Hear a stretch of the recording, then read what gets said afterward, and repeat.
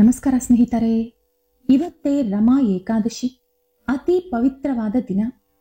ಇವತ್ತು ಏಕಾದಶಿ ವ್ರತ ಮಾಡಿದರೂ ಮಾಡದಿದ್ದರೂ ವ್ರತಕತೆ ಕೇಳುವುದರಿಂದ ಅಷ್ಟೇ ಪುಣ್ಯಫಲ ಪಡೆದುಕೊಳ್ಳಬಹುದು. ಹಾಗಾಗಿ ಆಲಸ್ಯ ಮಾಡದೆ ರಮಾ ಏಕಾದಶಿ ವ್ರತಕತೆ ಕೇಳೋಣ. ಆದರೆ ಅದಕ್ಕೂ ಮುಂಚೆ ನೀವಿನ್ನೂ ನಮ್ಮ ಚಾನೆಲ್ ಅನ್ನು ಸಬ್ಸ್ಕ್ರೈಬ್ ಮಾಡ್ಕೊಂಡಿಲ್ಲ ಅಂದ್ರೆ ಖಂಡಿತ ಈಗಲೇ ಸಬ್ಸ್ಕ್ರೈಬ್ ಮಾಡ್ಕೊಳ್ಳಿ. ಹಾಗೆ ಈ ವಿಡಿಯೋ ಇಷ್ಟ ಆದ್ರೆ ಮರೀದೇ ಒಂದು ಲೈಕ್ ಕೊಡಿ. ಅದು ಪಾಂಡವರ ವನವಾಸದ ಕಾಲ. ಅವರನ್ನು ವಿಚಾರಿಸಲು ಶ್ರೀಕೃಷ್ಣ ಹಾಗೂ ಅನೇಕ ಋಷಿ ಮುನಿಗಳು ಬಂದು ಧರ್ಮರಾಜನೊಂದಿಗೆ, ಪಾಂಡವಾಗ್ರಜ, ನಿನ್ನ ಕಷ್ಟಗಳು ಇದೇನು ಹೆಚ್ಚಲ್ಲ. ನಿನಗಿಂತ ಮಿಗಿಲಾದ ಕಷ್ಟಪಟ್ಟವರು ಇದ್ದಾರೆ. ಸತ್ಯ ಹರಿಶ್ಚಂದ್ರ, ನಳದಮಯಂತಿ, ಭಕ್ತ ಅಂಬರೀಷ, ಮಯೂರಧ್ವಜ, ಇಂದ್ರದ್ಯುಮ್ನಂತವರು ಕಷ್ಟಗಳನ್ನು ಎದುರಿಸಿ ಪುಣ್ಯ ಪುರುಷರಾದರು ಎಂದು ಧೈರ್ಯ ತುಂಬಿದರು. ರಮಾ ಅಂದರೆ ಅರ್ಥ ರಮಿಸುವುದು ಅಥವಾ ಖುಷಿಯನ್ನು ಕೊಡುವುದು.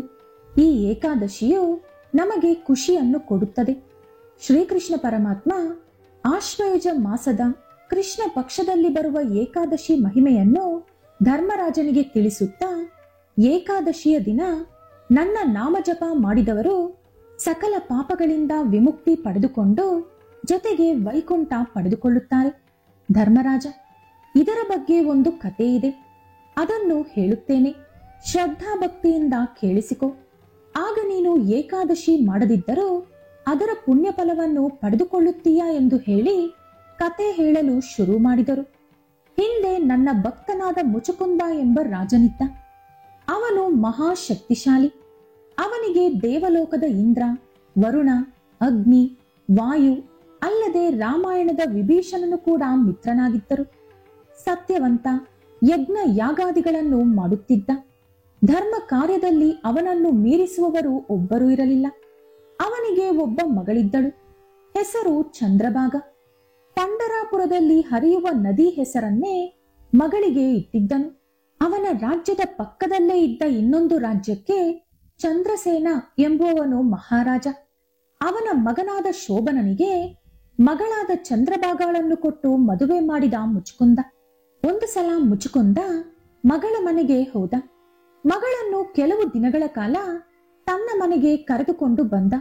ಸ್ವಲ್ಪ ದಿನಗಳು ಕಳೆಯಿತು. ಹೆಂಡತಿಯನ್ನು ಮನೆಗೆ ಕರೆದುಕೊಂಡು ಹೋಗಲು ಅವಳ ಗಂಡ ಶೋಭನ ಮಾವನ ಮನೆಗೆ ಬಂದ. ಆ ಸಮಯದಲ್ಲಿ ಅನೇಕ ಕಾರಣಗಳಿಂದ ಶೋಭನನ ಆರೋಗ್ಯ ಹದಗೆಟ್ಟಿತ್ತು. ಅವನಿಗೆ ಹಸಿವು ತಡೆಯುವ ಶಕ್ತಿ ಇರಲಿಲ್ಲ. ಹಸಿವಾದ ಕೂಡಲೇ ಆಹಾರ ಸೇವಿಸಲೇಬೇಕಿತ್ತು. ಆತ ಬಂದುದನ್ನು ನೋಡಿ ಚಂದ್ರಭಾಗಾಳಿಗೆ ಯೋಚನೆಯಾಯಿತು. ಈ ದಿನ ಏಕೆ ಬಂದಿರಿ? ಇಂದು ದಶಮಿ, ನಾಳೆ ಏಕಾದಶಿ. ನಮ್ಮ ತಂದೆ ಏಕಾದಶಿಯನ್ನು ಕಟ್ಟುನಿಟ್ಟಾಗಿ ಆಚರಿಸುತ್ತಾರೆ. ಏಕಾದಶಿಯ ಹಿಂದಿನ ದಿನವೇ ರಾಜ್ಯದೆಲ್ಲೆಡೆ ನಾಳೆ ಏಕಾದಶಿ, ತಪ್ಪದೆ ಆಚರಿಸಿ. 8 ವರ್ಷದ ಮಕ್ಕಳಿಂದ 80 ವರ್ಷದ ವೃದ್ಧರ ತನಕವೂ ಆಹಾರ ಸೇವಿಸಬಾರದು.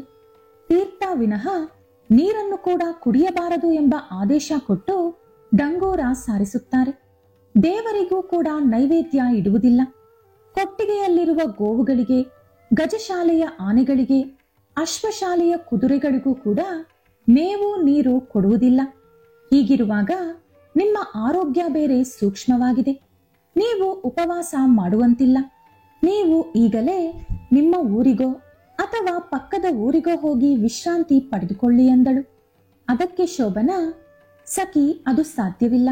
ಹೇಗೋ ಬಂದು ಬಿಟ್ಟೆ. ಈ ದಿನವೇ ಬಂದು ಈಗಲೇ ಹೋಗುವಷ್ಟು ಶಕ್ತಿ ನನಗಿಲ್ಲ. ಅದೇನೇ ಆಗಲಿ, ಇಲ್ಲಿಗೆ ಬಂದಿದ್ದಕ್ಕೆ ನಿಮ್ಮ ತಂದೆಯ ನಿಯಮದಂತೆ ನಾನು ಕೂಡ ಏಕಾದಶಿ ವ್ರತ ಮಾಡುತ್ತೇನೆ ಅಂದ. ಮಾರನೆಯ ದಿನ ಏಕಾದಶಿಯಂದು ಅರಮನೆಯಲ್ಲಿ ಮುಚುಕುಂದನಿಂದ ಹಿಡಿದು ರಾಜ್ಯದ ಎಲ್ಲಾ ಜನರು ಹರಿನಾಮ ಸ್ಮರಣೆಯೊಂದಿಗೆ ಉಪವಾಸ ಮಾಡುತ್ತಿದ್ದರು. ಶೋಭನನಿಗೆ ತುಂಬಾ ಕಷ್ಟವಾದರೂ ಉಪವಾಸ ಇದ್ದು ರಾತ್ರಿ ಒದ್ದಾಡಿಕೊಂಡು ಜಾಗರಣೆ ಮಾಡಿದ. ಮಾರನೆಯ ದಿನ ದ್ವಾದಶಿ. ಶೋಭನನ ಆರೋಗ್ಯ ಕೈಕೊಟ್ಟು ಅವನು ಮೃತಪಟ್ಟ. ಇದರಿಂದ ಚಂದ್ರಭಾಗ ತುಂಬಾನೇ ದುಃಖಿತಳಾದಳು. ಮಗಳ ಗಂಡ ಮೃತನಾದರೆ ಯಾವ ತಂದೆಗೆ ತಾನೇ ಸಂಕಟವಾಗುವುದಿಲ್ಲ. ಅದೇ ರೀತಿ ಮುಚುಕುಂದನಿಗೂ ಕೂಡ ದುಃಖವಾಯಿತು. ಶೋಭನನ ಅಂತ್ಯ ಸಂಸ್ಕಾರಕ್ಕೆ ಸಿದ್ಧತೆ ಮಾಡಿದ. ಚಂದ್ರಭಾಗ ಸತಿ ಸಹಗಮನವಾಗಲು ತಯಾರಾದಳು. ಮಗಳ ಅವಸ್ಥೆಯನ್ನು ಕಂಡು ಮುಚುಕುಂದ, ಬೇಡ ಮಗಳೇ, ನೀನು ಸತಿ ಸಹಗಮನ ಆಗುವ ಅಗತ್ಯ ಇಲ್ಲ, ನನ್ನ ರಾಜ್ಯದಲ್ಲೇ ಇದ್ದು ಬಿಡು ಎಂದು ಅವಳಿಗೆ ಬುದ್ಧಿ ಹೇಳಿದ. ಅಂತ್ಯ ಸಂಸ್ಕಾರವನ್ನು ಮುಗಿಸಿದ. ಚಂದ್ರಭಾಗ ತಂದೆಯ ರಾಜ್ಯದಲ್ಲೇ ಉಳಿದುಕೊಂಡಳು. ಶೋಭನನ ಪ್ರಾಣ ಹೋದ ಮೇಲೆ ಅವನಿಗೆ ದಿವ್ಯ ಶರೀರ ದೊರಕಿತು. ಅವನು ಮಂದರಾಚಲ ಪರ್ವತದ ಮೇಲಿನ ಒಂದು ಅದ್ಭುತವಾದ ರಾಜ್ಯಕ್ಕೆ ರಾಜನಾದ. ಆ ರಾಜ್ಯವು ಮುತ್ತು, ರತ್ನ, ವಜ್ರ, ವೈಡೂರ್ಯಗಳಿಂದ ಕೂಡಿತ್ತು.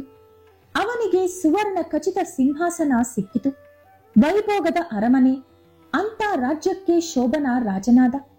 ಅಪ್ಸರೆಗಳು ಹಾಗೂ ಗಂಧರ್ವರು ಅವನಿಗೆ ಸೇವಕ ಸೇವಕಿಯರಾದರು. ರಾಜನಾಗಿ ಆರೋಗ್ಯ ಭಾಗ್ಯ ತುಂಬಿದ ಅವನು ಸಂತೋಷದಿಂದ ರಾಜ್ಯಭಾರ ಮಾಡುತ್ತಿದ್ದ.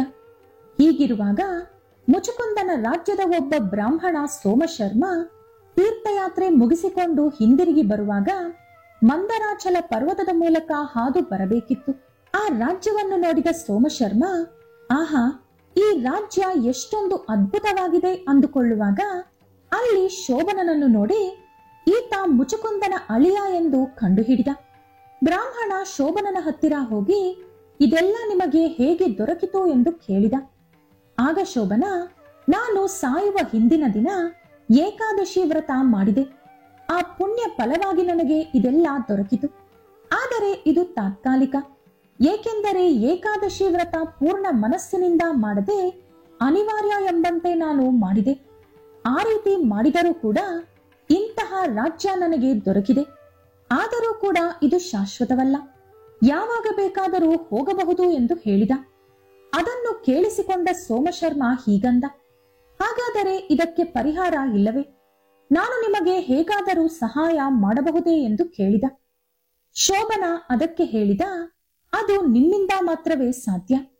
ನನ್ನ ಪತ್ನಿ ಚಂದ್ರಭಾಗ ಪ್ರತಿ ಏಕಾದಶಿಯನ್ನು ಶ್ರದ್ಧೆಯಿಂದ ಆಚರಿಸುತ್ತಾಳೆ. ಅವಳನ್ನು ಈ ರಾಜ್ಯಕ್ಕೆ ಕರೆದುಕೊಂಡು ಬಂದರೆ ನನ್ನ ರಾಜ್ಯ ನನಗೆ ಶಾಶ್ವತವಾಗಿ ಉಳಿಯುತ್ತದೆ ಎಂದು ಹೇಳಿದ. ಆಗ ಸೋಮಶರ್ಮ ಅವಸರದಿಂದ ಹೋಗಿ ಮುಚುಕುಂದ ಮತ್ತು ಚಂದ್ರಭಾಗಾಳಿಗೆ ವಿಷಯ ತಿಳಿಸಿದ. ಎಲ್ಲರಿಗೂ ಇದನ್ನು ಕೇಳಿ ಆಶ್ಚರ್ಯವಾಯಿತು. ಅದು ಕನಸೋ ನನಸೋ ಅವರಿಗೆ ಅರ್ಥವಾಗಲಿಲ್ಲ. ಮುಚುಕುಂದ ಹಾಗೂ ಕೆಲವು ಮಂತ್ರಿಗಳು ಸೋಮಶರ್ಮನಿಗೆ ಹಲವಾರು ಪ್ರಶ್ನೆಗಳನ್ನು ಕೇಳಿದರು. ಉತ್ತರ ಹೇಳುವಷ್ಟು ಸಮಯವಿಲ್ಲ, ಬೇಗನೆ ಹೊರಡಬೇಕು ಎಂದ ಸೋಮಶರ್ಮ. ಚಂದ್ರಭಾಗಾಳಿಗೆ ನಂಬಿಕೆ ಬಂತು. ಖುಷಿಯಿಂದ ಗಂಡನ ಹತ್ತಿರ ಹೋಗಲು ಆಕೆ ತಯಾರಾದಳು. ಸೋಮಶರ್ಮನೊಂದಿಗೆ ಮುಚುಕುಂದ ಹಾಗೂ ಚಂದ್ರಭಾಗ ಹೊರಟು ಮಂದರಾಚಲ ಪರ್ವತ ತಲುಪಿದರು. ಆದರೆ ಚಂದ್ರಭಾಗಾಳಿಗೆ ಅರಮನೆ ಕಾಣಿಸಲಿಲ್ಲ. ಅಲ್ಲಿ ವಾಮದೇವ ಋಷಿಗಳ ಆಶ್ರಮ ಇತ್ತು. ಆ ಆಶ್ರಮಕ್ಕೆ ಹೋದರು. ಮಹರ್ಷಿಗಳಿಗೆ ಎಲ್ಲಾ ವಿಚಾರ ತಿಳಿಸಿದರು. ಆಗ ಮಹರ್ಷಿಗಳು ಚಂದ್ರಭಾಗಾಳಿಗೆ ದಿವ್ಯ ಶಕ್ತಿಯನ್ನು ಕೊಟ್ಟರು. ದಿವ್ಯ ಶಕ್ತಿ ಪಡೆದ ಚಂದ್ರಭಾಗಾಳಿಗೆ ಮಂದರಾಚಲ ಪರ್ವತದ ಮೇಲಿರುವ ಅರಮನೆ ಕಾಣಿಸಿತು. ಸೋಮಶರ್ಮ ಹಾಗೂ ಚಂದ್ರಭಾಗ ಪರ್ವತ ಹತ್ತಿ ಹೋದರು. ಅಲ್ಲಿ ವಜ್ರಖಚಿತ ಸಿಂಹಾಸನದ ಮೇಲೆ ಕುಳಿತಿದ್ದ ಪತಿ ಶೋಭನ ಅವಳಿಗೆ ಕಾಣಿಸಿದ. ಅವನಿಗೂ ಪತ್ನಿ ಚಂದ್ರಭಾಗ ಕಾಣಿಸಿದಳು. ಸಂತೋಷದಿಂದ ಹೆಂಡತಿಯನ್ನು ಸ್ವಾಗತಿಸಿ ಆಕೆಯನ್ನು ತನ್ನ ಪಕ್ಕದಲ್ಲಿ ಕೂರಿಸಿಕೊಂಡ. ತನಗೆ ರಾಜ್ಯ ಪ್ರಾಪ್ತಿಯಾದದ್ದನ್ನು ಮತ್ತು ಅದು ಸ್ವಲ್ಪ ಕಾಲ ಮಾತ್ರ ಇರುವ ವಿಚಾರವನ್ನು ತಿಳಿಸಿದ. ಅದಕ್ಕೆ ಚಂದ್ರಭಾಗ, ನಾನು 8ನೇ ವರ್ಷದಿಂದಲೇ ಏಕಾದಶಿ ವ್ರತ ಆಚರಿಸುತ್ತಿದ್ದೇನೆ. ನನಗೆ ದೊರೆತ ಪುಣ್ಯವನ್ನೆಲ್ಲ ಈ ರಾಜ್ಯದ ರಾಜರಾದ ನಿಮಗೆ ಧಾರೆ ಎರೆಯುವೆ ಎಂದು ಹೇಳಿದಳು.